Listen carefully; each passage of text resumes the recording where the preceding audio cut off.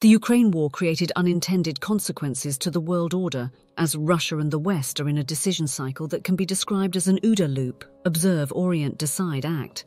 The current loop cycle dates to Cold War era, but in the near term, if the Russian invasion is the start of a new observation step, then the loops include the West sending handheld anti-tank and anti-aircraft missiles to Ukraine, all the way to the point of France discussing sending troops to Ukraine.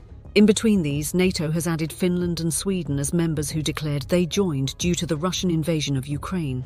The adding of these two nations has made the Baltic Sea into a near NATO lake, but has more importantly made the Baltic region of NATO, having a common border with Russia, and has made the Baltic region the most likely flashpoint of a Russian-NATO conflict. The focus in the Baltic between Russia and NATO has led toward a nuclear rearmament race in the region. The primary area of Russian nuclear rearmament is Belarus, Kaliningrad, and near the Finnish border. Belarus is an independent country but is highly reliant on Russia and is a supporter of Russia's Ukraine invasion. Belarus allowed Russia to use its territory early in the war to invade Ukraine and threaten the Ukraine capital of Kyiv. The president of Belarus, Alexander Lukashenko, agreed to station Russian tactical nuclear weapons in his country due to what he described as the threat from Poland, a NATO member, and its support of Ukraine in its war against Russia. Despite this statement from Belarus, the reason Russian President Vladimir Putin and his allies have threatened nuclear war against the West and its actions in Ukraine. The deployment of tactical nuclear weapons to Belarus was a move to add more weight to Putin's threat. The deployment of the nuclear weapons was completed in December 2023, with an unspecified number of weapons relocated.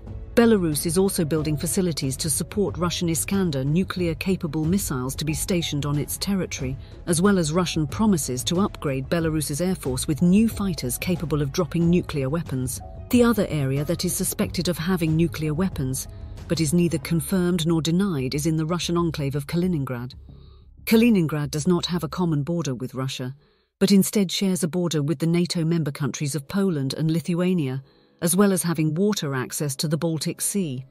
Kaliningrad is vulnerable to pressure from NATO, but can also be a hindrance to NATO by denying access to its eastern flank by sea, and can threaten the land bridge from Poland to the NATO Baltic countries of Latvia, Lithuania and Estonia. Kaliningrad has the nuclear-capable Iskander missiles, but there is no declaration that the missiles are nuclear-armed.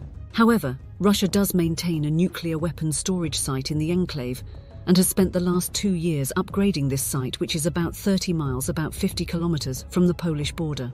The final Baltic focus region for Russia is around the announcement of the formation of a new missile brigade in Karelia, near the Finnish border.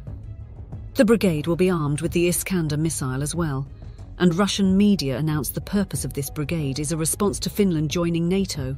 Finland has been experiencing hybrid threats from Russia since joining NATO, with the most significant is Russia taking migrants from Syria, Yemen and Somalia, and sending them to the Finnish border to claim asylum. Finland, in return, closed its border with Russia. The Finnish government position to this threat is a wait-and-see attitude to see if the missile brigade forms, or if this is just a threat from Russia that does not deserve a response. NATO is discussing a step toward responding to Russia's moving of nuclear weapons and nuclear-capable missiles being moved closer to NATO. Poland's President Andrzej Duda stated that Poland is ready to host US nuclear weapons on its territory in response to Russia. President Duda stated that Poland would take them if NATO decided on a policy of reinforcing its eastern flank. This statement in its wording indicates that Poland is pushing for the deployment of nuclear weapons to its territory in a response to Russia's decision to move nuclear weapons closer to Poland into Belarus and apparently Kaliningrad.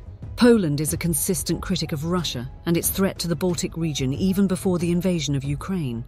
Poland was in the process of building up its armed forces prior to the invasion and has accelerated those plans after the invasion. Poland has also been one of the staunchest supporters of Ukraine in its war with Russia, as it presses for a more aggressive response to Russia and more aid to be provided to Ukraine from the West. Poland has also taken a significant number of Ukrainian refugees that have been displaced by the war. Poland's public declaration of its willingness to take nuclear weapons and stating that it has been in talks with the United States over the issue. Poland is also requesting that its Air Force be certified to deliver the US nuclear weapons. The US currently only has B-61 nuclear gravity bombs in Europe, and it does certify some European allies to have dual-capable aircraft, DCA, that can deliver both nuclear and conventional bombs. The F-35 Lightning II has recently been certified as a DCA platform, and Poland is scheduled to take delivery of 32 F-35s starting in 2024. Decisions by NATO and Russia prior to the war created a situation that war was possible in Ukraine. Once the war was initiated, the preceding OODA loops have led to a point that both Russia and NATO have upped the ante to not only threaten nuclear retaliation against each other, but to make the physical step to move nuclear weapons or capable systems closer to the Baltic region frontier. It cannot be simply stated that the world is walking into a new Cold War, which can be viewed as true, but the Cold War in Europe never experienced a large land war on the continent as is being experienced now. A hot war has more rapid action-reaction times in the OODA loop than a Cold War that gives time and space to observe and make the next decision. That time to make a thoughtful, rational decision, and this is less likely in a hot war. Thus, the threats and actions over nuclear capability and delivery increase the stakes if a reaction to the war requires a quick and possibly hasty reaction. That can be a rash decision. The Ukraine war and the moving of forces closer together, including nuclear forces, puts the world in new territory that was not even experienced in the Cold War, with the cost of missteps being dramatically greater.